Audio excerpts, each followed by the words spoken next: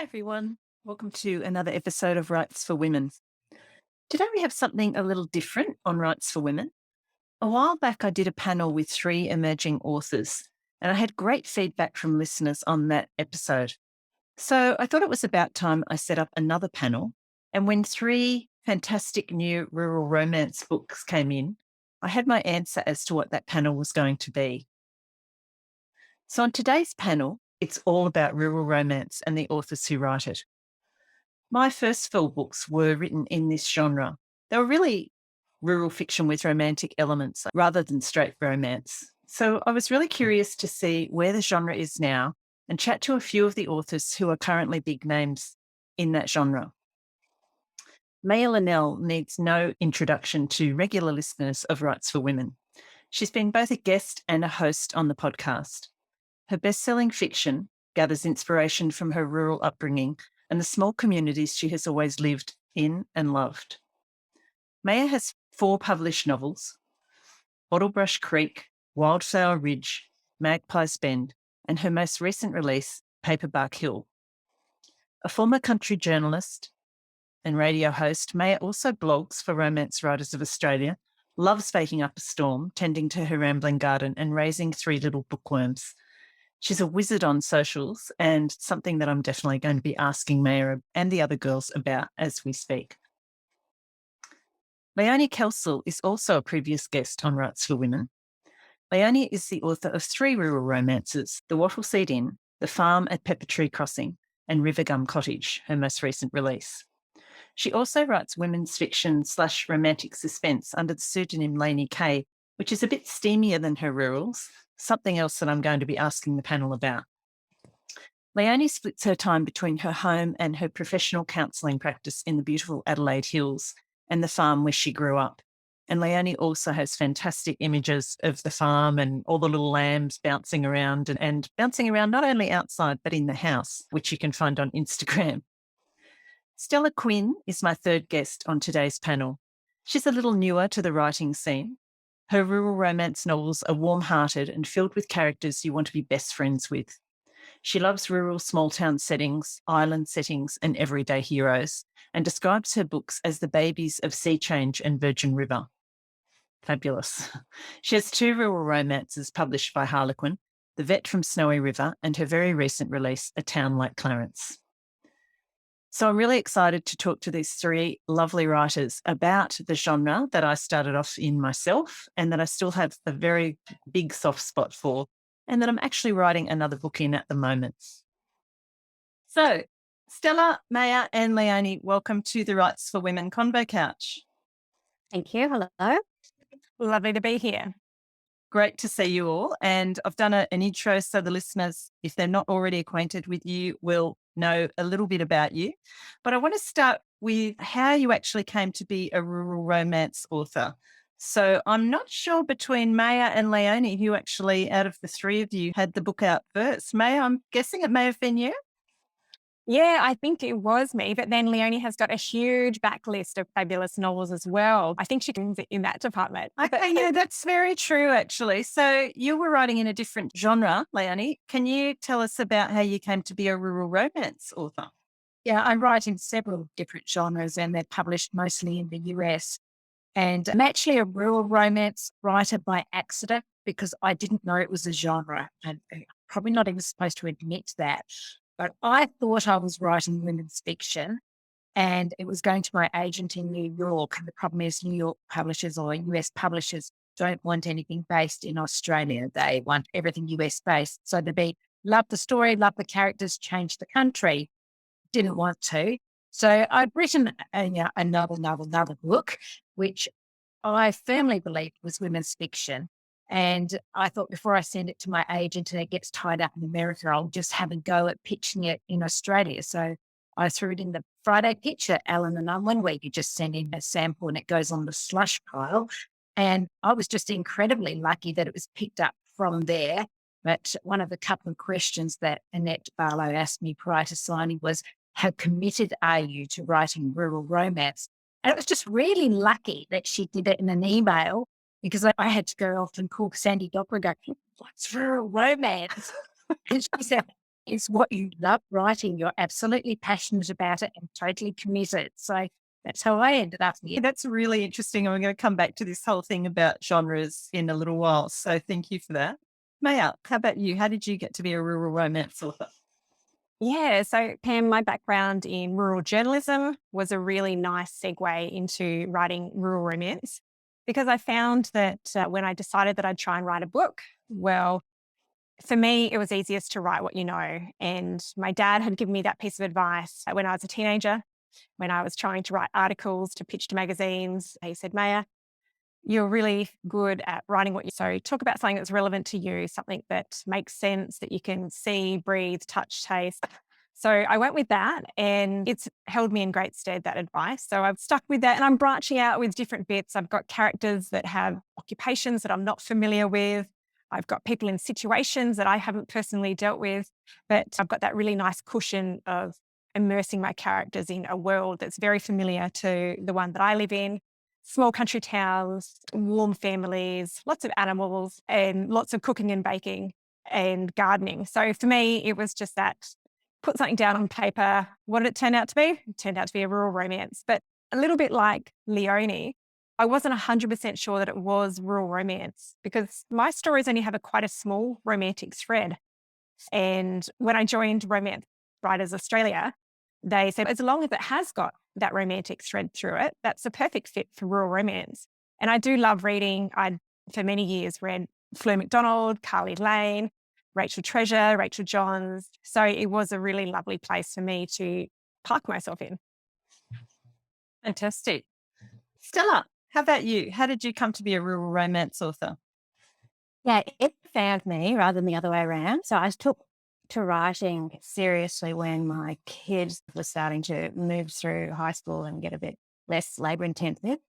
And I went back to uni and did a course in writing. And I read widely across pretty much every genre except nonfiction, and I pretty much to try writing in every genre too. So when I was first trying to see if I had any writing skills, I entered a lot of competitions in all sorts of fields, historical, poetry, flash fiction, all sorts. And it was through a competition that rural romance found me. I was at a RWA conference in Melbourne, and in the little goodie bag you get that has bookmarks and a few books that publishers have contributed, there was a flyer for a competition run by Australian Society of Authors and HQ Fiction, which is a HarperCollins imprint. And it wanted an Australian set story with commercial appeal that was at least 70,000 words. Because at this stage I'd been trying to fling writing in any direction and hope some of it stuck somewhere, I had a manuscript that was set in America. But America is where there's a lot of readers in America. So if you don't know if a traditional publisher is going to pick you up, the American market is quite alluring. So I had one set in a sort of a snowy mountainous region in Northern America. And I spent a couple of weeks thinking, what if I set it in Australia, which would be a much easier task than for me trying to set a book in a country overseas to which I have no affinity. So I made up the town of Hand because I love bush poetry. And it's from the poem Will All Be Ruined, set in a hand by P.J. O'Brien. And I sent it into this competition, which it didn't win, but it finaled. And Rachel Donovan, the publisher, rang me and said, we think we'd like to publish this, but it'd have to be 30,000 words longer. And it'd have to start nailing all the rural romance genre attributes. Do you think you can do that? And my answer, like Léonie's advice from her friend Sandy Docker, was absolutely. I can do anything you ask me to. And so I had 8 weeks to add 30,000 words. And so I had to pick one of the subplot line and bring it to the foreground. And Rachel gave me some great advice, which I am sticking with. She said, treat the town like it's the third major character in the book and give it its own little sort of goal, motivation, conflict, little arc.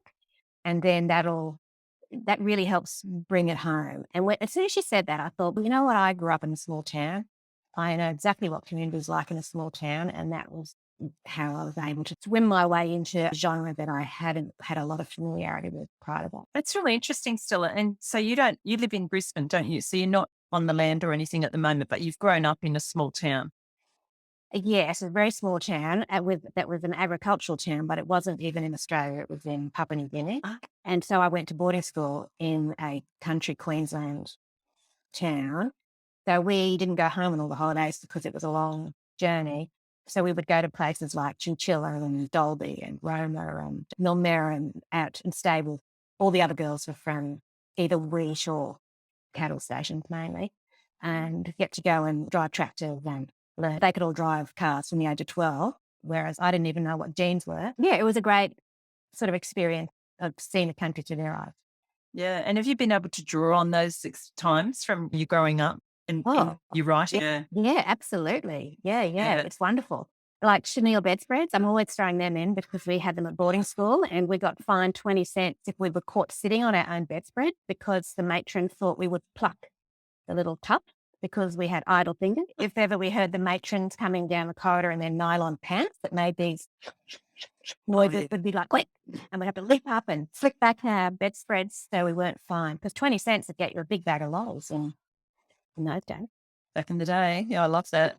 I can relate to a lot of what you are saying, all of you actually, because like you, Léonie, I never set out to write rural romance either. And I just read a story that happened to have horses in it. So suddenly, bang, I was a rural romance author. And like you, Maya, mine is more romantic elements than straight romance. So it's been an interesting sort of mix of all those different things and then suddenly finding yourself writing this particular genre. But I certainly grew to love writing the genre and I loved a lot of things about it. But I'm interested in each of you. What is it about writing in that genre that you really enjoy? So, Léonie, we might throw back to you. I think I love it. Takes me back to my roots because I'm a country girl. I grew up on 800 acres of sheep and wheat farm. So it's like writing my own history with all the sexy guys. No, I made that bit up. Some of my heroes are based on old boyfriends, but don't tell my partner that. I just like being able to visit the country in that way and bring out the best elements of it. But at the same time, you can go into a lot of the problems that occur specifically in country areas. And because I'm a personal counsellor, I like to go in depth with some of those darker issues. And I was really surprised to find that I could actually do that in rural romance. I was a little horrified and thought, oh, I've got to write boy meets girl stuff, and I don't do that. And I hadn't read the genre either, so I didn't realise the breadth that it actually covers. I thought it would be very Mills and Boon set in the country, to be honest, is what I expected, and I was completely wrong. So I love that writing in this genre. I can explore basically anything I want to, absolutely any topic. And Carly Lane actually gave me great advice because I said to her, I'm worried I don't have enough romance in my romances. And she said, just write the story you want and make sure there's some love in it somewhere, but you can write anything at all that you want. Yeah, I think that's the best thing about it. It's not such a pigeonholed genre as you think. You can go anywhere you want with it. And that's probably the best thing about it. Yeah, that's really true. It's very broad, isn't it? What do you think, Maya? Yeah, I like the warm and fuzziness of writing rural romance. So absolutely, as Léonie was saying, it's not just a Mills and Boon set in a country town, but that community being that central character as well, like you were saying, Stella, it really is. You've got that warm embrace of people that know you for better or worse. You've got people knocking on the door with casseroles when people are sick, pulling together to fix roofs that have blown off houses in a storm, arriving on your doorstep with a lamb that's been orphaned, things like that, which there's so much inherent goodness and simplicity in some of those things that I know a lot of people are missing. And it's that escape to the country that people in today's modern world often wish they could do. They could just drive on down to the country and stay with a country friend. But if they don't have one of those, book escape is the next best thing. So I like being able to give the readers that beautiful warmth and the things that resonate with me that I love about the country living, being able to share that and celebrate that as well.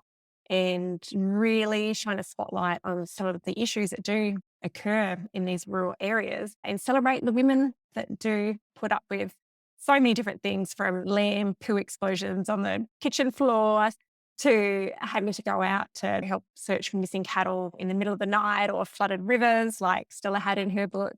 There's so many great storylines and pressure cooker opportunities within a small town that makes it a really appealing genre to write in. Yeah, that's really interesting, isn't it? Like you say, that the sort of wide breadth of different people and the opportunities that your characters have to go in different directions. It's there, isn't it? It's not restricting. You think sometimes, oh, rural romance, it has these sort of walls around it that the boxes you have to tick, but it is actually really broad in terms of what you can cover, isn't it? Yeah, absolutely. So many different issues that affect city folk just as easily as that affect country folk, from mental health, all sorts of cool things that you can tackle. Yeah. How about you, Stella? What are your thoughts on that one? Yeah, I like the idea of the community is what that's what draws me to writing in the genre. And because I'm coming from an angle of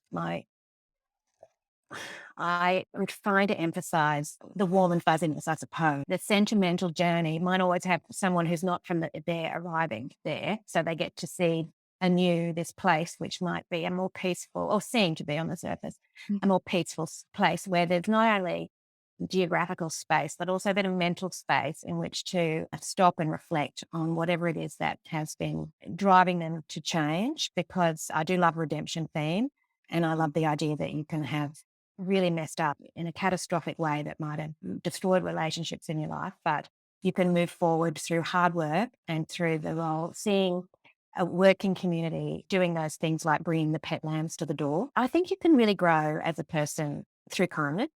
And I love the way a community lets you, having lots of community characters, not just the main characters involved. It's such a scope. And my favourite, whenever I think of the small town community character, I keep coming back to Bob Jelly, the mayor on Sea Change. Oh, Yeah. He was so great. And that's the sort of character I have ticking away in the back of my head, because I like having a character who's just a little larger than life, and we're gently poking fun at them, but at the same time we adore them. I love the term dramedy, a drama with just a bit of a comic undertone that's carrying the quite serious storylines forward. The other thing I love about it, just love landscape so much. I was in Queenstown last week, sitting on a little veranda, freezing, looking up at the mountains, and I was trying to think, if I was a character in my book, because I'm right in the middle of the manuscript book, how would I think about those mountains? And I thought, my character I'm writing about, she's from this country town. I'm writing the sequel to the Western Snow River, so it's set in Hurahan, which is cooler, Krakenback, that era. And she is a little agoraphobic. So I'm thinking she would look up at those mountains and she might see a safety barrier. These mountains are keeping her safe from the rest of the world. She doesn't want to go and visit because of the bad stuff that happened. Whereas someone from not there might arrive and these mountains have never been in their sky, their eyesight before. They're new and strange and weird, and they're cold, and are they dangerous? So depending on your personal circumstance, going somewhere new where the landscape is bald or different or mountainous, it gives an opportunity to think through your own life in a new way, I think. Yeah, I love that. And of course, landscape is such an important part, isn't it, of all of our novels, I think. Australian literature Yeah. from the get-go. Yeah, and terror has always featured very strongly.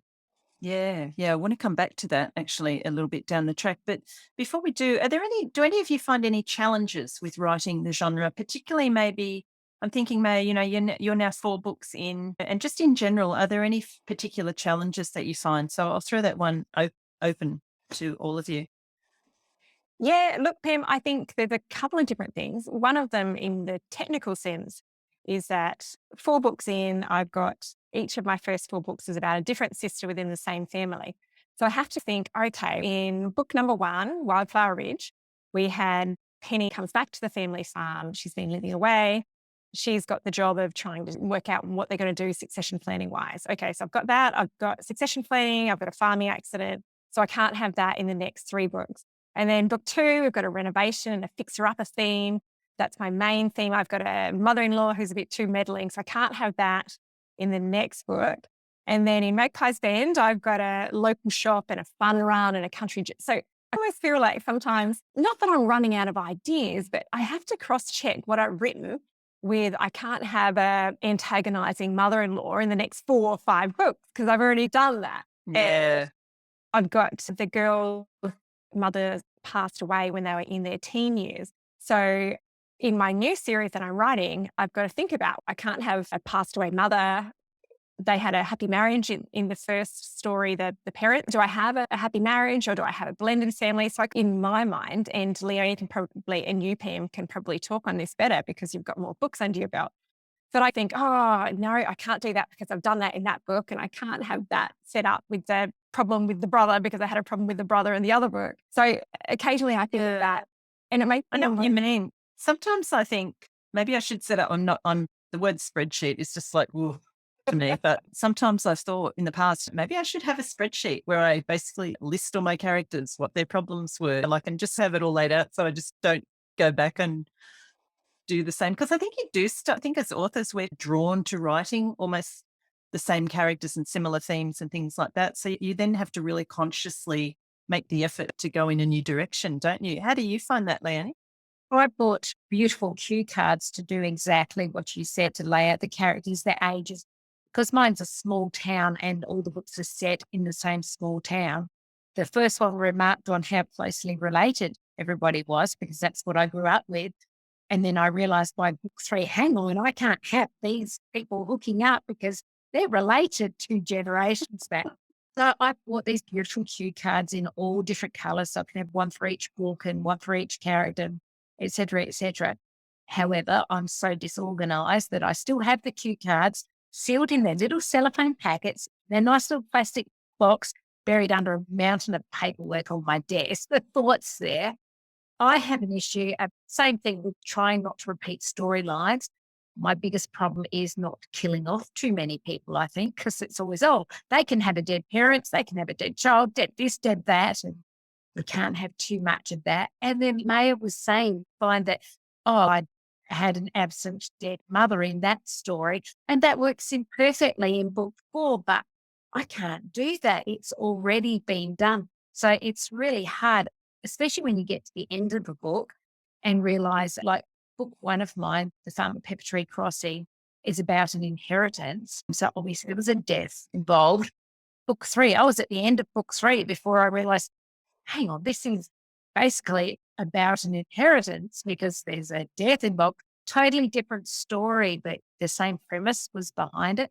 So it's so hard not to repeat yourself. Though I must say, writing under a pen name for the US market, I write in a genre that has what's called whale readers. They're people who read 2 to 3 a day, just volumes. My co-writer, that world, is doing amazingly well for herself. But she admits she literally plagiarizes her own work and puts it in the next book because she has to bring out a book a month to stay current. Wow.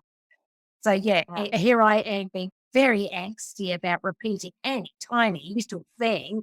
And she's just like, no, I'm cutting and pasting that scene in. But I swear I'll never do that. Yeah. That's just going to a whole nother level, isn't it? Like you say, if the readers are lapping it up and they've got a big market over there, haven't they? Hey, she bought a holiday house on a lake writing this way. I like to live in my book and invest myself totally in the world. And because I'm a very disorganized writer, I'm a real pantser. So I never know what's going to happen in the story. So I get to read along with it. So I'm totally invested in the story. And I can't do what she does and just churn out what the readers want all the time for that genre. So she's really into that whole business side of it. Absolutely. Book at least every month, and she's quite capable of doing one every 2 weeks. Great. Wow. Wish I had some of that. Stella, how about you? Do you find any particular challenges with writing in this genre?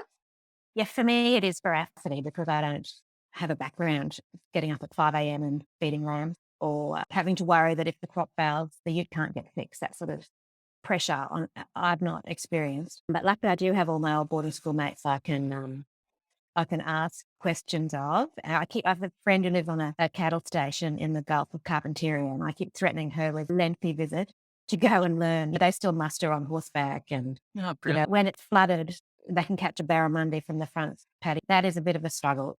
In the book that just came out of town, like Clarence, one of my main male character, he grew up in an off-the-grid community.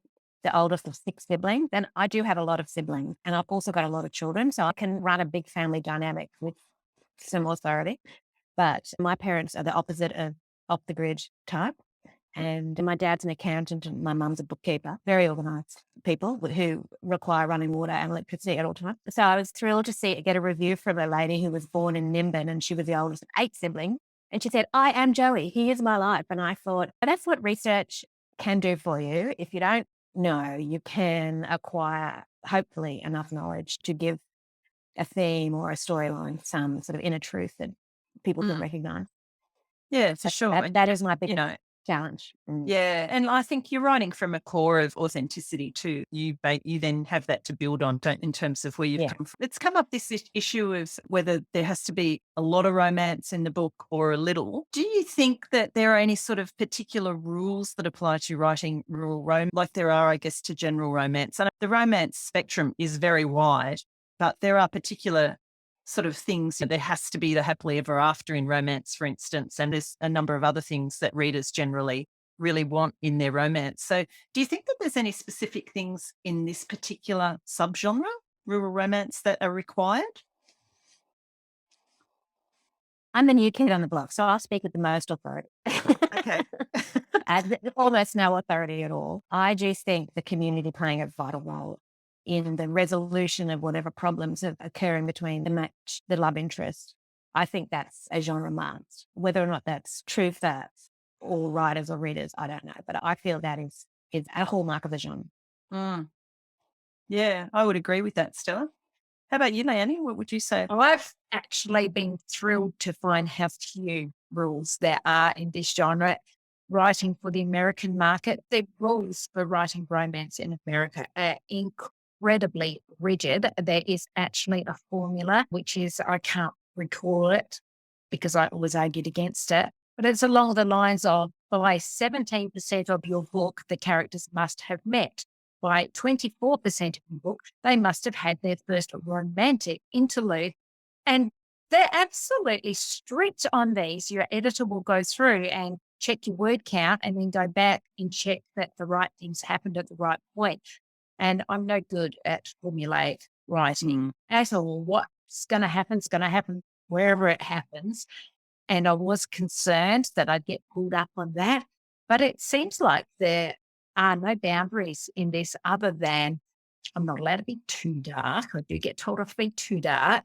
And you've got to have a happy ending for the main characters. But other than that, it's like no rules. I love it. Open slather. Yeah. Yeah. How about you, Maya? Would you agree?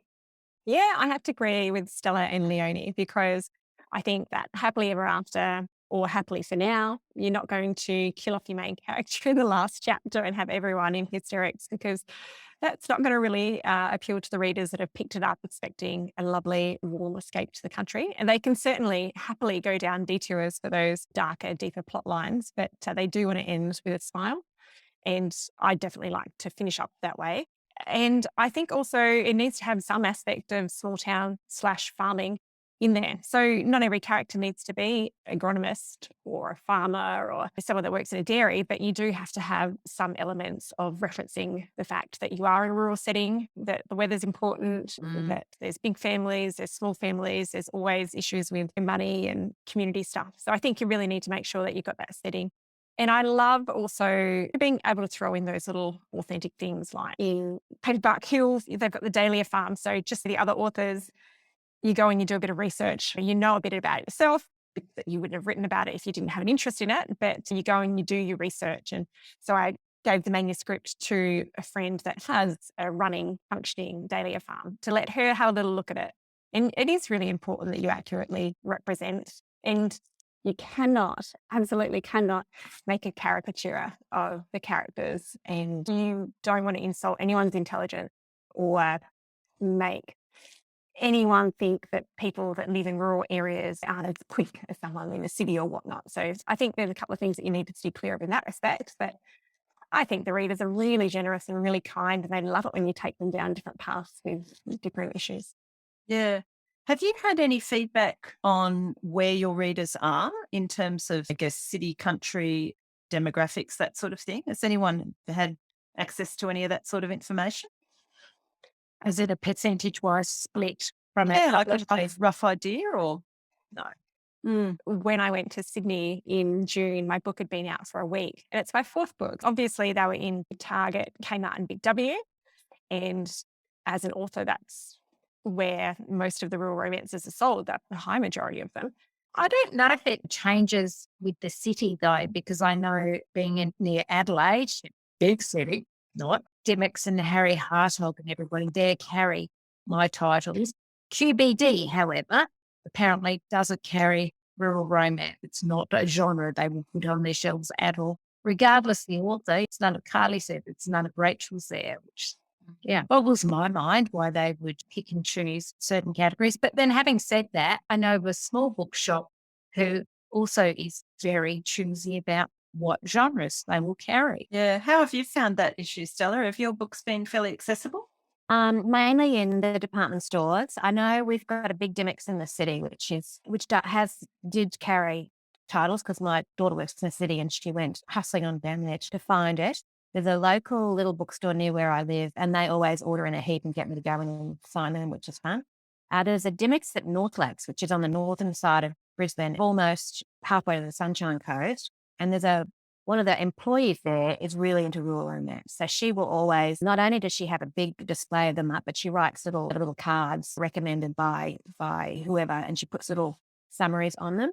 But it seems to be she must have some say in what they're ordering and how they're displaying them. Léonie, this is something that you alluded to earlier. And I think that as someone who's written this genre myself, in some circles, there's a bit of a misconception. And I think it's definitely people who don't read it, but there is this misconception that it's all blue skies and sunshine and happy days and everybody's frolicking around the paddock sort of thing. But we do deal with some quite serious issues. And you made the comment that you've been guided away from going too dark or too deep with some of these issues, perhaps by your publisher. Can we just talk about this idea of the issues and how, getting that balance between the dark and light within the genre? Actually, your question of balance is perfect because it's not that my publisher tells me I can't be too dark. They tell me to lighten up the first chapter because writing other genres, you tend to go in hard with that first chapter. You've got to have the boom chapter, suck people in, make them pay attention. And so I tend to write that as a very dark chapter. Whereas this genre, they like more of you back into the town easy. And you can have an issue, definitely, but not as dark as I write it. And my books will deal with things like PTSD, depression, alcoholism, unemployment, domestic abuse, running through them as the main themes. So obviously, if you're going to sell something as a rural romance, you don't want to open with that scene of abuse. Obviously, I do, but the publisher knows better and they don't want to open with that scene. So it is good that you can write these and you can write them in depth. I thought with the edits of my first book that they were telling me that no, everything had to be a surface skim and don't investigate it thoroughly. But no, that's not the case at all. It does come back to this. There are very few rules. So long as you write it, it will be acceptable. Yeah, that's good, isn't it? I like that, what you're saying there about being very careful how you open it, because of course that opening chapter is where you want to hook your reader. So how about you, Mayo? Have you had this issue? I know that you have dealt with some quite very serious issues in your books as well. Yeah, so in Paperbark Hill, I've got family estrangement, I've got talking about grief, talking about addiction, but I try and wrap up those darker storylines with a whole heap of country charm as well. So I try and make sure that there's baking scenes, there's the sewing circle that they all go to, and it's a lovely good old bitch and stitch gossip type of session. I think that balance of trying to make sure that if you're going to deal with that, then you do have the light as well as plenty of things to make you smile and ponder. And sometimes it's okay for the readers to, or I quite hearing that it's moved a reader to tears at a certain point. Because I feel like at least it's been quite poignant and something has resonated with them in that moment when they're reading it, that it has brought them to tears, but also it's made them laugh. And it's made them feel warm and fuzzy. It's made them go and bake something and think about their nana who used to grow sweet peas or dahlias. So I think it's just that juggle. Yeah, it's getting that whole fabric, isn't it? It's a great genre in that we get to do all of that within one book. There are not many genres that you can get away with doing that. You can't have the comedic elements straight after a high scene. But in rural romance or rural fiction, it really works well. So it's a lot more fun to write than the more rigid genres, I find. How about you, Stella? Have you had to grapple with that issue as well? Not really. And I think part of when I hear something like, oh, it's all blue skies and sunshine, that just, I ignore it because I think that's just like a bit of a knee-jerk reaction from someone who really never read one. And we all love making broad brush assumption based on a ignorant, like just read Facebook. You know, we've all got plenty of things to throw around without any substance. But yeah, I think there's plenty of room for some serious topics because we're we're all trying to write characters who resonate as true individuals on some sort of journey. So yeah, in a town like Clarence said, the female main character is struggling with the consequences of being raised by a mother who was addicted to pokies, which I was able to, fortunately, there is a lot of information available online about the consequences on families of pokey addictions because the Gambling Commission has no doubt has put reports out because it's such a chronic problem in the area. And yeah, I just think rural romance is such a great way to explore these topics in a family environment. Yeah, in a way that all readers can resonate with. I did have one just talking about opening hard with the domestic violence scene. I've just got the opposite thing going on. In my manuscript, I started with the main female character is not at all interested, and yet she will be, in her brother's best friend. It's one of those sort of setups. And I begin with a bit of a scene in the stable, which is all a bit flustered. And the publisher said to me on her first read through, because I don't have an agent, so the first person who reads it is the publisher. So she knows all my faults. Like there is not a weakness I have. She doesn't know that. And she said, not everybody who picks up a book like A Town Like Clarence considers themselves a romance reader. Really what they want is an Australian drama. And she said, you don't want them to think they're the little kid in the bed with grandpa reading them The Princess Bride. So she said, think about your start. She said, I love your start, but does it need to be the start? Because maybe you need to be easing people into what the book really is, which is a drama set in the country with a lot going on. You don't want it to necessarily be seen to be just one thing, and really it's many things. Okay, that's really interesting, isn't it? Yeah. And actually a nice segue into my next question, which is about writing sex in rural romance. And there is, for anybody that's listening out there, if you're not aware, there is a bit of a what's the mantra or a bit of guideline, I guess, in writing romance, in writing sex scenes as to how far open or closed you have the bedroom door. So obviously if the door's flung wide open, we get the whole scene. If it's fully closed, we just get a little idea that it might be happening behind the closed doors. Really interested to hear where you all stand on how far open or closed the bedroom door should be and is in your novels, and if you've had any discussion on that with your publishers. So, Léonie, I might start with you on that one. I actually write erotic fiction as one of the genres under Laney Kaye. So that's, wide open door, wide open everything, actually. But with the rural fiction, I don't have any open door scenes. As Crossing, I think it was more love than romance in that book anyway. There's a lot of different types of love between different people, different generations. Firmly closed door in this, but that wasn't a deliberate decision. It's just the way the books lead. They don't open themselves to having that erotic scene in. And to be quite honest, the fifth book, which I am writing and rewriting, did start out with more of an erotic element because I thought, I'll do, a hotter version. And I didn't like it. It's like I can't get the right depth for the characters. If I go erotic route, which is not to say that another writer can't. It's just not the way my characters play out. So I keep having to pull that back. That book, it's technically finished, but now I'm concerned that it's leaning too much towards just the romance element. There are backstories in it, but I'm worried that it's not going to be enough. So I will just, I'm years ahead of my contract, so I'll just keep rewriting that one and second guessing myself a lot. Yeah, that's really interesting, isn't it? As someone who's coming from writing in a different genre and having that door flung wide open, but and this is what it all comes back to with sex scenes, isn't it? It's got to be appropriate for the character.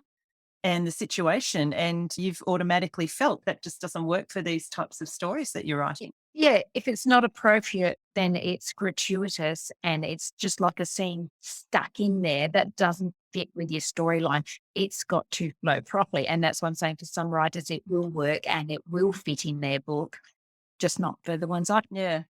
How about you, Maya? Where do you stand on that? And is it a deliberate decision, or again, is it just something that's naturally come out of the writing?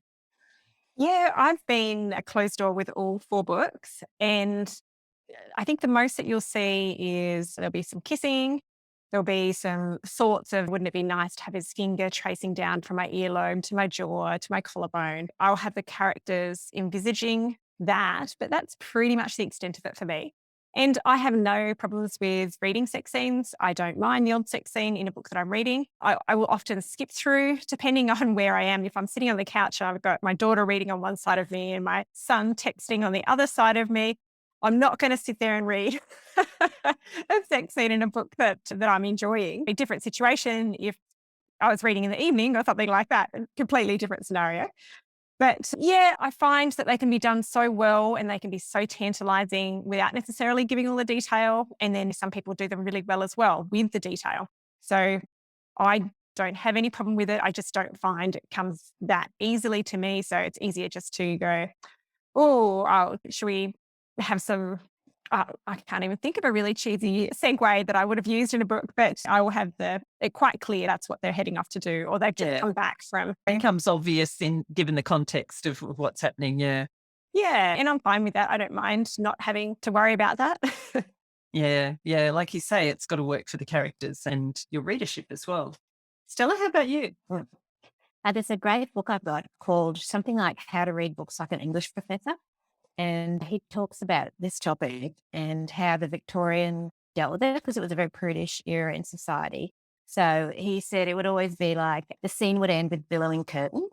And that was like the hashtag. Fine. So, yeah. So now whenever I'm watching like a movie or something with one of my kids, and it's the music takes that certain tone, we both look at each other and go, billowing curtain. Yeah. But so I am a bit of a curtain billower. Door mildly ajar, only just slightly. You'd have to have your eyeball up to it to see it. And when I first, because Ruro found me, not the other way around, I did ask my publisher if there was a genre standard that HarperCollins were comfortable with. And she said, in fact, this is her answer to every question when I say, but what should I do? She always says, you can do what you want, whatever you want. It's fine. It's your story. So she only ever makes suggestions, but she said, whatever you want, it's fine. Just whatever you feel the story warrants. So to date, they've all been just door, tiny bit ajar, and I'm very comfortable with that too. Mm-hmm. I've got 4 adult kids who all read my books, and one of them, with the first one, she said, I've got to this sort of scene, Mum, and I can see something about to go. The curtains have started moving, and she said, I'm low-key scared. And able to check her back and say, no need to be scared. Funny you should say that, because with my first book, there is, just trying to think, Blackwater Lake, I know there's at least one sex scene in it. It doesn't go for very long, but you see what's going on. And my daughter was at a pony club event, so it came out in 2012. So she's 26 now. It's a while back. And they were all sitting around the fire, and there were a few of the girls and the mothers sitting there reading the book. They'd all taken it because it had literally just come out. And of course, a couple of them were up to that particular scene and decided to read it out loud around the campfire. And Georgia was just absolutely mortified. She came, and of course, the character in that book drives a combi. I was driving a combi at the time, she came home and just said, "Never, ever write a scene like that again." But doesn't Georgia realise she could make money out of it? There's a podcast called #MyDadWrotePorno. That's right. My eldest daughter actually hashtags and stuff with my mum wrote a porno on it. My parents in their 80s have read my erotic fiction. I have a very massive family, so Yeah. out there. That's great. Yeah. It's funny now, like that they're older. My more recent books have got probably similar. I guess that's just my style. I guess it'd be half open the door, or maybe 3/4 briefly. And it's funny when they read the books now, there's just no comments. We just don't comment on those bits. Very funny. Yeah. So the rural romance genre, this is something I've thought about quite often, and I know I've written blog posts and things on it, but when I sat down last night to think about where did it all start, and in Australia, I'm thinking it goes back to Rachel Treasure. And when I looked up Rachel's books, her first book came out in 2005. So it's quite a long time that this genre has been out there and building and growing. We're now in, I think, going back probably around 2010 to 2012, it started to really pick up. And over the last decade, there's been a big growth in the rural romance genre from what I can see. Probably about 2016, I did have noises from my publisher at the time that, we think that genre is probably on the way out. Now, I can't see any evidence of that myself. But what have you noticed, each of you, about the evolution of the genre and where you think it is now, in particularly here, I guess, and we're talking particularly in Australia? Stella, I might start with you. You're a newbie to the genre, so it's interesting to get your perspective on that. So in terms of where I think it come from, yes, was it Jillaroo, I think, Rachel? Yeah, But yeah. I think it's building on some real Australian classics. If you think of that you wouldn't call them a romance in the genre description of romance, but they are a romantic novel. A Tale Like Alice and Thornburg. So the driving storyline that certainly kept me interested reading through those stories was the romance between the main characters. So what rural romance has done is taken, it's looked at what made readers love those books, why are those books classics and so popular over generations. And the romance was a big part of that. So they've just plucked one of the enduring themes out of it and carried it forward. So whilst Jillaroo maybe seemed to be the first rural romance, I think it's standing on the shoulder of some real Australian classics. That's true. At their heart. I think part of the popularity of them in recent years has been the pandemics. Certainly for me, I know the world has just seemed like a really crap place for a long time. And I think there's something a little bit nostalgic about the rural romance genre in that I know I don't live in the country, so this is a wild generalization, but I'm thinking pace is a little less frenetic and there's a sort of a more simplistic style of living than in the city there is currently, where there's a lot of people and marks and rules and what have you. I think that would have contributed to its popularity in recent years. That where it's going, I don't know. Hopefully people like us are carrying the torch so well and burning so brightly that the readers will be wanting more. Oh, let's hope so. Mel, what would you say in answer to that? Yeah, I agree with Stella. I hope there's a really long, happy future for rural romance, because these are Australian stories. They're stories about things that happen on our farms, in our small towns. And as much as that craze for the TikTok, BookTok, all the American rom-coms that are rolling through and taking those bestseller charts, which sounds a little bit not ungrateful, because I think that the more that romance is embraced as a genre and accepted, I think that's better for everyone who writes under that banner.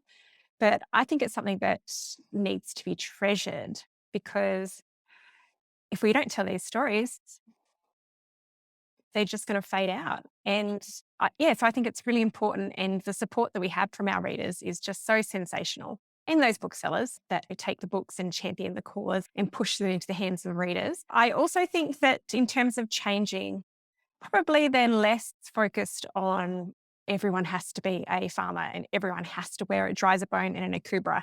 I think it's evolved to appreciate that there are so many different aspects of farming communities, farming families, and we're seeing things like same-sex couples are now coming more so into rural romance, which, given how small town attitudes can sometimes take a while to change, it's really great to see that type of diversity. I think we're more likely to see more characters from different races and cultures being more prevalent in rural romances as well, because again, it's really important that we're reflecting these different shifts in our communities, and small towns aren't isolated in this. Yeah, great. Really good points, Maya. How about you, Léonie? Like I said, I'm really the last person who should speak on the evolution of the genre. I am the last person on the evolution of the genre, where it's going, because I don't know the genre. I have read the last two of Maya's books, And I've read 2 of Carly Lane's, and that is literally all I have read in this genre. So where it started, I don't know. Where it's going, I don't know. I do think that probably the genre name should be changed, now that I know what it is, to rural fiction, because I think we're encompassing so much in our stories that we're getting a little bit too pigeonholed simply by a name. And I think if it was more broadly accepted as rural fiction, there would be no risk of it ever dying out, because it's just the stories of a stranger, if we title it that way. Yeah, I agree with that. And it's something that I found with my 4 really dedicated rural fiction books was they were really romantic elements, but I often felt like that calling them a rural romance was, on one hand, a little bit disingenuous to romance readers because I'm not giving them a full romance. And I also felt that it was probably excluding readers who may be put off by what they may see as a bit of a generic cover. Oh, yeah, that's just one of those books. But if they actually took the time to open it and read the story, it's really a women's fiction story. And so it's really hard, isn't it? It's this whole genre box thing that we find ourselves in, which can work to our advantage, but then also work against us. Completely. Yeah. So, Leonie, you are someone who has written across different genres. Do you ever feel, or do you feel at the moment like that is a box for you, or that you are restricted in terms of writing outside the genre now that you have established yourself as a rural romance or rural fiction author? I know that I am restricted to writing in this genre under this name. It has been made clear to me. I had offers from other publishers, but they would only take my book if I put it under this name. And of course, Alan and Unwin have invested in creating the brand for me, so they don't want me to take this name anywhere else. Obviously, I can revert to my pen name, Laney Kaye, and write whatever I want under there. But yeah, if I want to use my legal name, yes, I do feel I am very restricted to continuing to write this genre. Luckily, I like it. Yeah. So it's a plus. It's not an onerous thing to be happening for you. Yeah. How about you, Maya? Oh, sorry, Leonie. Yep. Oh, that's fine. I was just going to say, and I do finally understand the reasoning behind keeping your name genre specific. I used to argue against it with my pen name, wrote across genres, and my co-writer kept saying, you can't do that. You must stick to the genre. And I argued it, but evidently I don't know everything. And she was right, and my publisher is right. We live and learn. Yeah, I'm really happy writing rural romance. I do, as Leonie said, I'm with Alan and Unwin, and I've got a wonderful publisher there with Annette Barlow. They do such a wonderful job putting together these beautiful posters and bookmarks and banners for me. So it would be, I know, difficult for them to try and all of a sudden introduce me as Maya Linell, the horror crime author. But that's fine because it's a spot where I feel comfortable. So I think it's going to keep working just fine. Not a problem. Yeah. Stella?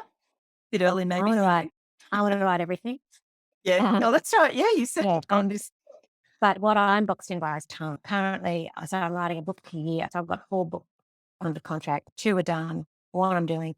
So 1 a year, and I find it really does take me that whole. I don't really have spare time. I'm interested in crime. In another name, I've entered the Scarlet Stiletto a few times. One, I didn't win the Stiletto, but I won the domestic. Malice Domestic, I think was the category. And before I published through HarperCollins, I did a bit of indie publishing. So I feel there is no barrier to writing whatever other than time. I've got a full World War II historical manuscript, a boy's own adventure set in Uganda that I have tried to get published with no success.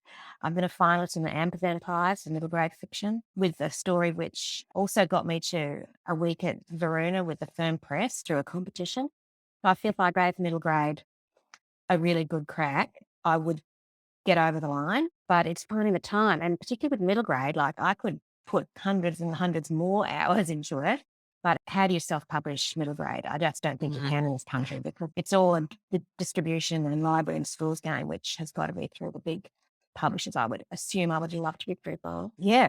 And I've got a whole vicarage, like Murder in the Vicarage type idea about a menopausal matron who's really snarly. And yeah, I've got so many ideas. I just need that lotto win. Something. Yeah. Yeah. watch with to see what's in your Yeah. future. So I know that I'm keeping you a while, but there's a few other things I just wanted to cover. So can we very quickly go through, because I know as listeners, the writers out there are going to want to know, what is your writing process? Stella, let's start with you. How do you go about? Okay, I'm a plotter. Yep. I'm definitely a plotter, but I do really have to start with my characters. So I start with someone will be really angsty and I'll develop their problem first.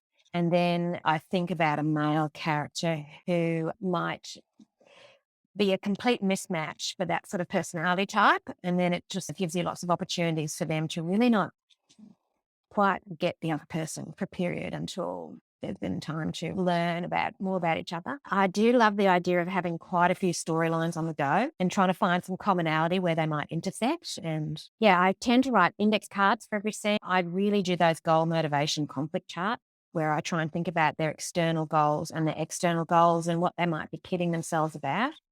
I go to a million workshops because I love workshops. I recently went to one by Graham Simpson, who wrote the Lazy Project. It was terrific. It was held at the Avid Reader, which is a really funky little independent bookstore in Brisbane. It's loved by everybody here. And he kept saying, but what's the dramatic question now? And it was such a great idea. I hadn't really thought it through, but I thought, well, at the beginning of Zona Tanler Clarence, the main character, Kirsty, her dramatic question is, how can I run away from this problem? Because that's what I do. I run away from the bad stuff. But then, of course, as the story progresses and she's being influenced by this new community of people she's met, she starts to think, her dramatic question changes and becomes, would the world end if I actually did stick around to deal with a problem? Like, maybe I can deal with problems. So that becomes her dramatic question. How do I change myself and start being a person who sticks? It was such a great idea to keep in my mind as I do get lost in the middle. Yeah. I often get in the middle and think, these index cards are rubbish. I don't know what the heck I thought I would notice. Off track. It's great when you go to a workshop or something, or you listen to a podcast or something, and you just one little thing will just be that light bulb, won't it, that can then just stay with you. Yeah. Maya, how about you? What's your process? Yeah, I started out being quite the plotter and I've gone a little bit off track with the old plotting thing. And to my detriment. So at the moment, I'm up to my eyeballs in a second draft that feels like it's taking me a lot longer than it should. And at times like this, when I've got my 100,000 words and then I start a whole new document and start putting stuff that works from the first draft into this blank document and going, oh my gosh, this is a painful process. Why didn't I plot more? So I do have moments when I'll sit back and I'll write, okay, well, here's what I'd like to happen. Here's my possible conflicts. And it's quite interesting to look back. I have a notepad for every novel that I write.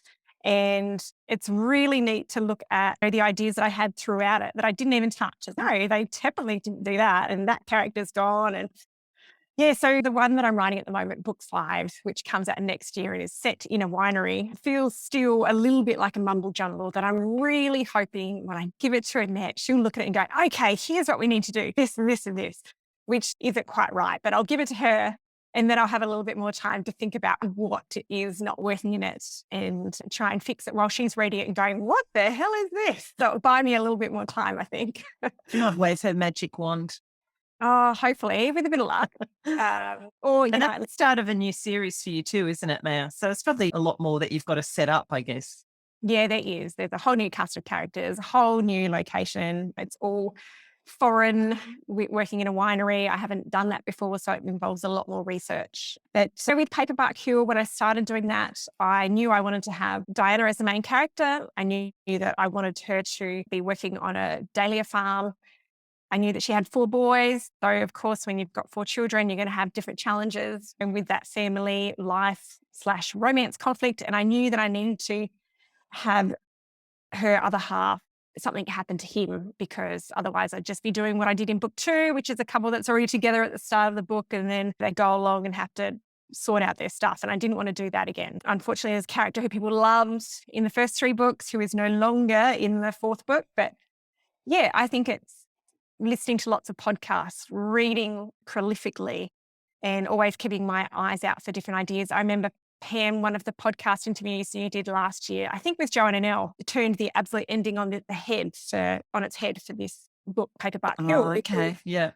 yeah, I was working towards something and I was working towards it. I think Joanna said, what about if you just flip it on its head and change what you think that they're striving for? Don't give it to them at the end. And it was like, and I remember walking on the beach, hearing that and going, yes, I am going to change that bit of the ending. So lots of great things can be gained whilst listening to podcasts and reading other people's books and enjoying their approaches. Yeah, definitely. Couldn't agree more. Leonie, what's your process? I feel like the odd kid on the block here because my process is so bad. Don't worry, I'm pretty sure I'm going to be in your camp. Oh, I used to my desk, I'm facing a pin-up board, and there's just like these scraps of paper with hieroglyphics scribbled on them, pinned randomly all over the place. There's pieces on the floor, there's pieces on the desk. Because I don't plot anything, the closest I get is the inspiration for the river Gum Cottage was a dung beetle. I was out walking, I saw a beetle on its back and we stopped to turn it over and rescue it and went, oh, that'd make a good meat chip. Well, let's write a book about that. Taylor and I, my youngest daughter, when we're road tripping, we will brainstorm something like this year's book was supposed to be, we will write a story about a female pilot. Now, fortunately, I got distracted. Very easy to do because I think there's about 3 books out this year with female pilots in. So we all seem to have the same idea at the same time. So she will jot down notes, or she would before she was the driver. She would scribble stuff in a notebook, which neither of us could read, like not one word in 20 to kind of be in our brains a bit. And then it turns to her nagging me going, where's the book about Amelia and Heath? I'm like, it's like 2026, 2027 now, and not gone any further than that original idea. But I just get totally distracted with something else and faff around at my computer for about 8 hours a day, and sometimes produce a paragraph and very occasionally produce a chapter in that time. So absolutely no structure. I also don't learn how to write. And I like to say it's because I don't have time. But obviously the fact that I'm sitting here faffing around for 8 hours a day means if I was more structured, I would have time to do that. But it's just not me. I just like to be openly creative. It is the only way I'm creative. I'm not artistic at all. My son is a fabulous painter, but I can't even draw a square box. I'm absolutely hopeless. So the only way I'm creative is in my writing. So I just give it free rein and have heard. And I actually had a note on my board about giving the characters goals and motivations and hurdles. And I've stuck it up there. And I even opened up a Word document for myself that's titled How to Write Good. And it had things like do this. I never flip and even open it, and I really should. Look, there's no shoulds, I don't think. I think everybody has their own process. And like you say, it can be different for every book, depending on where you're at and what's happening in your life and where the ideas come from. Because I found like initially I didn't plot at all. Then I felt, oh no, I need to plot. So I did spend some time plotting, but then I've gotten myself into a box where I can't plot because I just can't, because I don't know what's going to happen until I write it. But then I find that's a real block for me because then I think, oh, well, now I can't write anything because I haven't got the plot. So I've had to go back to basics and just go, okay, just let yourself write anything and really go with that creative stuff and see what happens. I was so glad to hear you say it because that's exactly what I do. I had all the good intentions because I was told this is how to write and felt like I was failing because I didn't write correctly. I might end up with the finished product, but it wasn't done correctly. So I felt that was a failing on my part. And book 3, I started out trying to do the correct way and then just threw it all out the window and went, yep, it's not going to happen. It's not me. Yeah, it's got to work for you, hasn't it? What about the business side of writing? So in particular, the marketing and promotion and the social media side. Stella, how are you finding that? You've got your second book just out. How, particularly with your first book, I guess, when that first came out, it's fairly recent. How did you find having to take on board all that side of things? Because I've been doing indie publishing prior to that, so I'm pretty comfortable with Facebook. Insta, I had to really step up my game last year when the Veterans Day River came out, and I found it useful to follow hashtags that were relevant to the book. The hashtag the Craig's Hut, where the Veterans Day River was filmed, or there was a litter of Labrador puppies. So yeah, that's a great hashtag to follow, Labrador pup. things like that. So things would come into my feed that I could then repost if they're on a public account and just say something a little fun, a little relevant. This reminds me of my character, whoever. So I found that quite an easy thing to do that wasn't too time consuming. I have no idea about TikTok at all. I think I now have 2 accounts and I can't get into either of them. And I'm now getting these on my phone. I get these weird notifications with a picture. It'll say something like, I'm single and I'm 40. And there'll be a picture that looks very flesh toned, but I'm too scared to click on it because I think the bad talk has found me. I don't know what's Yeah. going on there. I need to find a teenager who's over the age of 18 who can just supervise my tick growth. Yeah. I have tried enlisting my youngest daughter, but she's resisting Yeah. so far. So library talks were a bit, and I found them a bit, I was a bit anxious at first, but actually when you work out, people are just thrilled to hear anything you have to say. I've lost my anxiety about that now. And I do quite a bit of blogging for HarperCollins, runs its romance.com.au website, and they get me to do things like what I think of Farmer Wants a Wife first. Oh, yeah. Yeah. I did one on all the wonderful vets that have been on TV shows over the years. Things like just a little, I don't know, 500, 800 blogs on something, some fun topic that people like, because they say they get a lot of viewers reading those articles. So nothing too onerous. But yeah, am I great at it? But I'm willing to give it a go. Yeah, what's interesting, because some people just literally hate it and won't go near it or find it such a chore. So, but Maya, your Insta is always just beautiful because you have these gorgeous flowers and the lambs and things like that. So I'm guessing that you're someone that feels reasonably comfortable with Insta. Would that be correct? Yeah, I do, Pam. Thank you. I have lots of beautiful flowers in the garden. It's winter at the moment, so they're a little bit thin on the ground, but I can usually find something to photograph and that I can share, which is nice. Sometimes I get a little bit overwhelmed trying to keep up with all the beautiful comments. And so I do feel bad when I haven't personally responded to each of the messages. But I think the longer you're on social media, and I think the more books you have out, the trickier that gets, because I guess you grow, which is Yeah. wonderful, which you want. And that people don't sit back and think, well, Maya didn't write back when I said thank you, congratulations on your new book. Maya didn't write back personally. I don't think there's anyone sitting there sharpening their knives because of that. But I have to remind myself of that when I get to the end of the day and I've been writing all day, and then I've picked up the kids from school and taken them to swimming, and then come home and cooked them dinner and got out and fed the orphan lambs, and come inside and put them all to bed. And I think, oh, I didn't write back to all those comments. Oh, goodness, that's a bit naughty. I have to try a bit better tomorrow. But I really enjoy taking the photos, sharing different things that we've been cooking, growing, and talking about the different inspirations for the book. So it's very nice to be able to share photos. And I love photography. So, I think that makes it easier as well. Yeah. It's another creative outlet, really, isn't it? When you Yeah. enjoy that side of things. Are you on TikTok? I opened it up thinking this would be good for the books, because there's only so many posts you can do per week. And sometimes at the moment, I'm only posting every few days. And I can't have every post a book post. So I thought, oh, maybe I can use that for my books that I review. I could do TikTok for that. And it fell to the wayside really quickly, because I thought, if I can't keep up with all the Instagram comments, and my Facebook usage is tiny in comparison to my Instagram, I think because people do comment more on the Facebook, it's a bit harder to respond. So no, TikTok. Yeah. I have an account, probably just like Stella, not sure exactly what the password is. And possibly I have multiple accounts when I thought it was a great idea and I had some free time, but no.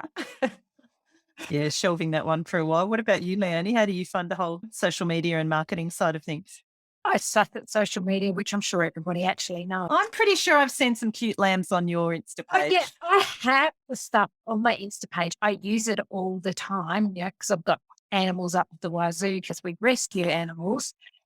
But I don't take the nice pictures. I don't present it properly. I know all this because I have an 18-year-old and she tells me I don't do the pictures correctly. I don't frame them properly. I don't have the right thing. I don't mix up my feed in the appropriate way. And I like to post funny things, like yesterday I did a library talk and there were some funny photos taking me pulling a face at something or other. So I include them. But Taylor, my daughter, will go back through it and she will delete the stuff that I've put up that I think is hilarious. My my feed is. I think it was you who said the other week, May, that it's just very real. So, what you get. So I'm quite happy to be on there. Don't get me wrong. I procrastinate a lot by spending time on social media, but I don't enjoy it. I don't think it puts out there for me what I should be getting out there. What I do love is doing the library talks, because I've always had jobs that have dealt with the public. I'm very comfortable speaking in large forums. So I absolutely love to get out to the libraries, and it's really hard for them to shut me up. We did one on the weekend that ended up being 3 hours. It was supposed to be an hour's booking. And I fully enjoy those. I like trying to draw in those audience members who are just sitting at the start thinking they're just going to get this prim and proper recount of how the book came about. And I just like to go off the tangent about absolutely everything and be entertaining. I like to make sure that people are getting a show when they come to the library. So that's kind of the area where I fully invest. But of course, that's normally quite a short window, a month when your book comes out.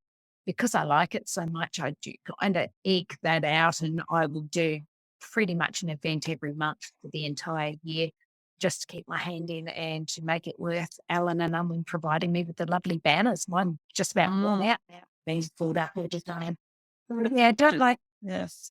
I don't like the social media side, as in putting out the right thing and the hashtags. Taylor's always telling me, no, you've got to use the right hashtags. I'm like, surely I can just stick a hashtag in front of literally any word. Isn't that how it works? And then she goes off about demographics and algorithms and all this weird stuff. Means nothing to me. It's good you've got an advisor there, that Taylor's looking after you. Yelling at me.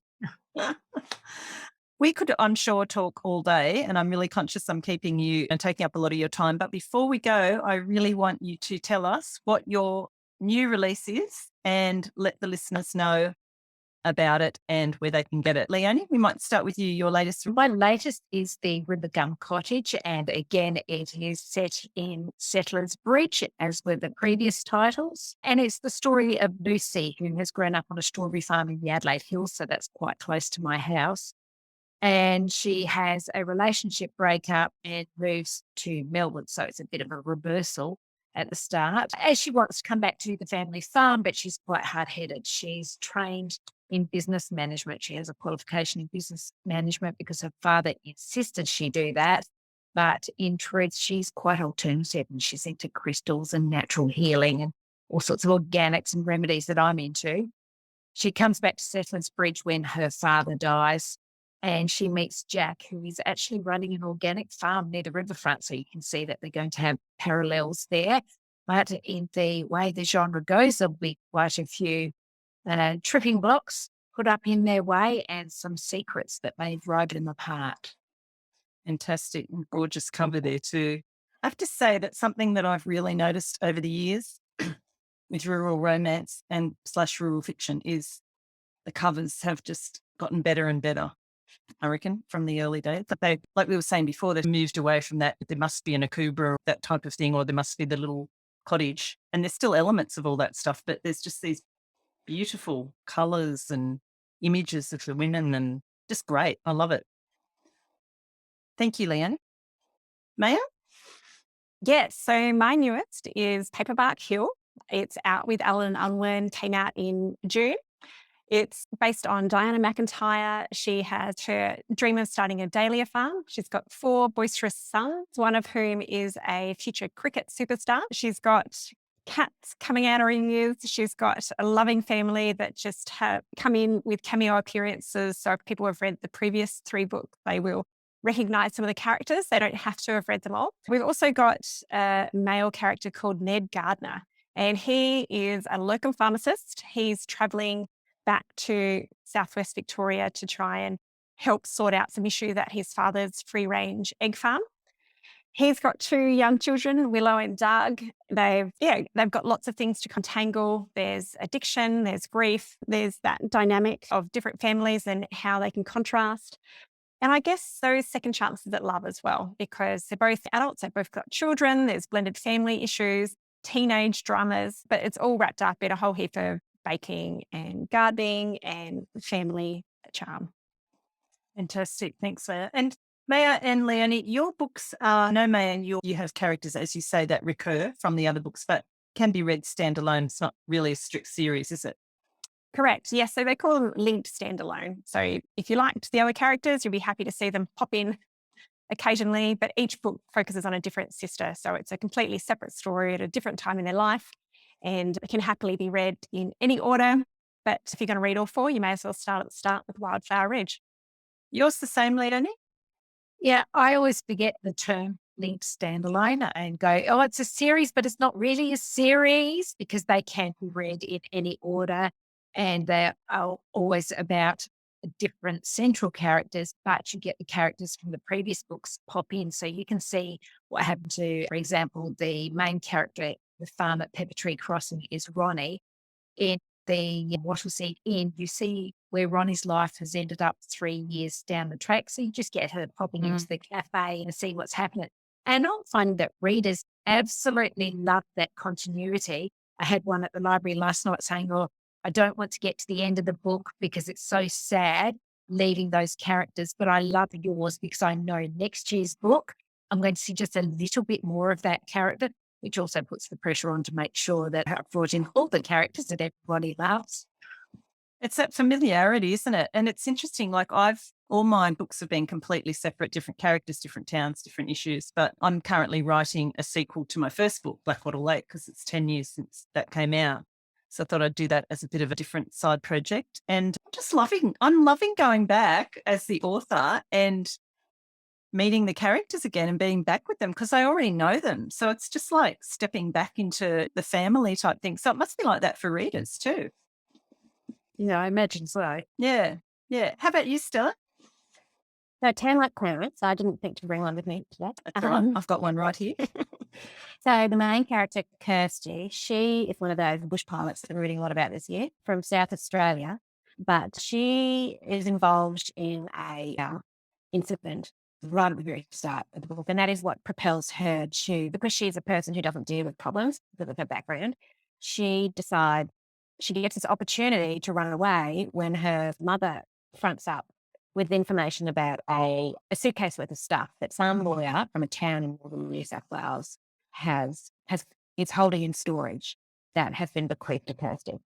So she just jumps in her ute and she gets the heck out of town, which is what her name is Kirsty Fox. That's what the foxes do when trouble happens. So she goes up to this tiny little town called Clarence, which is based where Lismore is, but it's smaller than Lismore. And she gets this suitcase, opens it up, and that is the beginning. As she goes through the content, she discovers that there's a whole lot about her father's side of the family that she never knew. It involves a secret going back to World War II. And she enlists the aid of an octogenarian, Carol, a retired teacher who now runs the local history department and not the local history museum. And she starts investigating her past. And through that process, she learns a lot about herself and what she can and can't do and the limits she's been putting on herself. Joey, the main male character, he grew up in the town, in the oldest of 6 siblings, super responsible as a boy. But he was very tired of always being the one having to bath all his siblings or drag them off the roof when they were painting peace signs on it or just horsing around. So he got the heck out of town the second he turned 18, and he has been working as a high-flying share stockbroker in Sydney, but he's just done his dough, all of it, on a bad investment. So he not only has he lost his pride and his job, the bank reclaims his Sydney house. So he's got to sell it urgently. So the only asset he's got left is this little farm in northern New South Wales. And I'm just ignoring, because I'm an author and I can, the fact that a farm in northern New South Wales would actually be worth a whole lot of money. So just got to just look through that. Building There's some reason why. yeah. And this one of the secrets in the suitcase happens to be stored on the farm he's got because, surprise, surprise, the farm he is living on used to belong to Kirsty's relative on her father's side. And then the third main character, because that's my rule, is the community. And this community of poems, they run a bush poetry muster every year. And the committee meet to run it. And there's committee minute in between a few of the chapters. Fantastic. They're written by Carol, the historian, who's quite a character. And they decide, because Joey had come back. Joey's got a bit of a tragic past. When he was a teenager, something bad happened, not to him, that affected him deeply. And they decide that Joey needs a bit of love in his life. So they become not only invested in running a bush poetry muster, but they get a bit of a matchmaking scheme going on. And they're not taking no for an answer. They're very focused. So that's how it all gets together. There's a lot happening, and another beautiful cover. Light. Oh, I just love that cover. Isn't that bloke? He's just so scrummy. Don't you just get your hand into that midriff? And the light and the colours and everything. I know, I love it. Thanks to your Léonie there. Yeah. Thank you, ladies. It's been so lovely to chat to you. I've taken a lot of your time, but hopefully you've enjoyed it. I've enjoyed it. Pam's having us. Oh, pleasure. All the work that you put in. I know there's oodles of work, and not just coming up with the questions, but editing it and promoting it. So thank you. Oh, no, my pleasure. I enjoy it. It is a bit of a procrastination tool, I have to say. Yes, more writing needs to happen. Thanks, girl. Thanks, guys. Bye. Bye.